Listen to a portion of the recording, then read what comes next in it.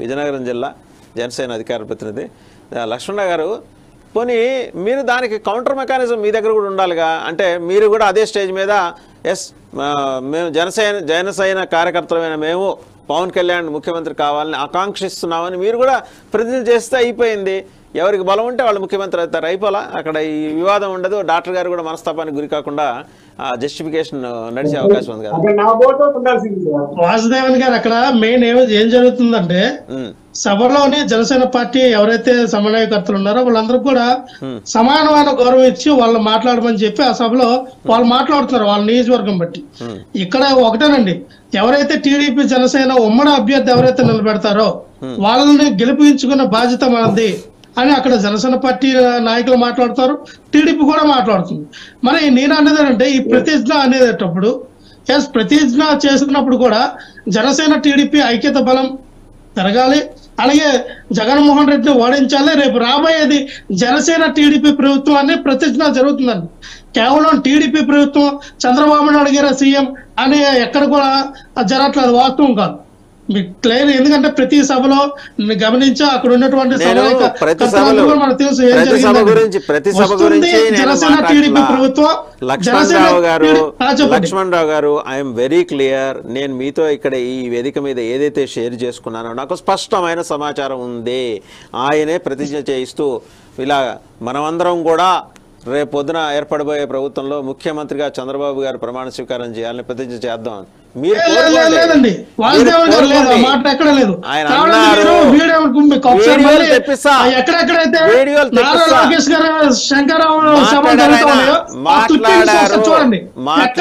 చంద్రబాబు నాయుడు గారు సీఎం గా ఉంటారు, చేయాలని ఎక్కడ లేదండి. రాబోతుంది జగన్మోహన్ రెడ్డి, మనం ఎవరికి ఎట్లాంటి ఇబ్బంది లేదు. లక్ష్మణరావు గారు డాక్టర్ రావు గారు ఒక్క నిమిషం ఆగండి. నాకు సమాచారం లేకుండా దాన్ని నిర్ధారించుకోకుండా నేను చెప్పను. అలా మాట్లాడిన తర్వాత జనం నుంచి ఆ ప్రొటెస్ట్ వచ్చేప్పటికీ ఆయన దిద్దుకోవటం అలవాటే కదా. There is no ambiguity. Chandrababu గారే ముఖ్యమంత్రి అన్నది ఆయనే. ఈరోజు చంద్రబాబు గారు ముఖ్యమంత్రి కావటం కోసం మనకు తెలిసిన అన్ని భాషల్లోనూ ప్రతిజ్ఞ చేద్దామని చెబుతున్నది ఆయనే. మీరు చేసుకోండి రావు గారు, నథింగ్ రాంగ్ ఇన్ ఇట్. ఎందుకంటే మీరు తెలుగుదేశం నాయకులు కార్యకర్తలు కాబట్టి. But you should not force others to do so.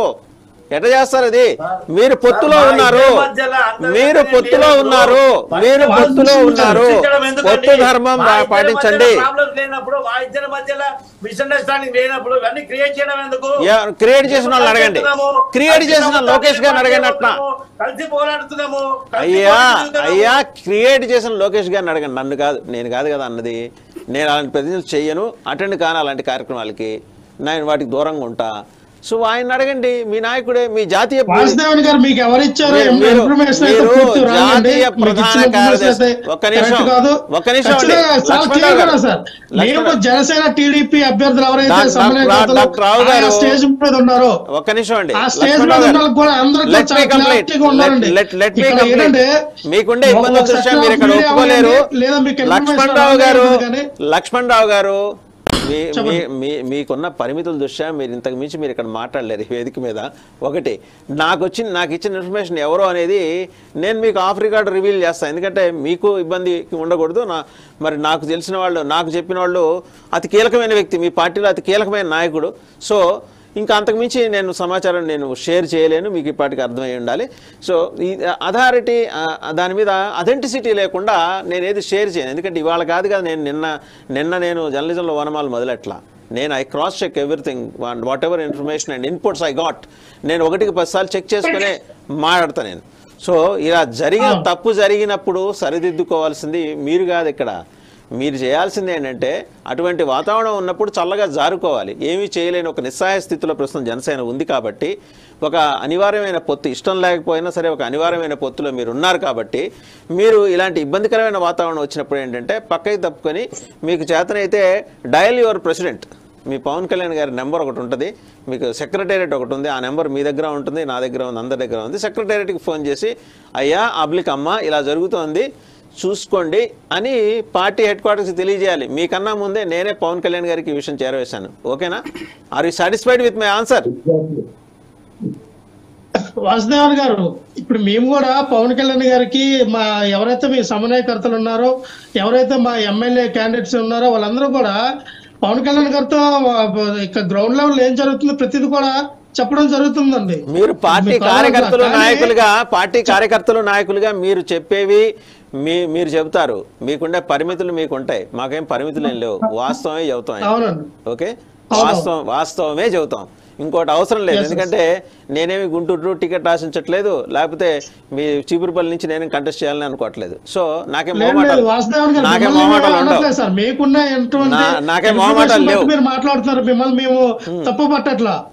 మీకు ఏదైతే ఇన్ఫర్మేషన్ ఉందో దాన్ని బట్టి మీరు మాట్లాడారు కాబట్టి ఇందులో ఎటువంటి తప్పులేదు. మేమేమంటామంటే సమన్వయపరుచుకుని వెళ్తా ఉన్నాం.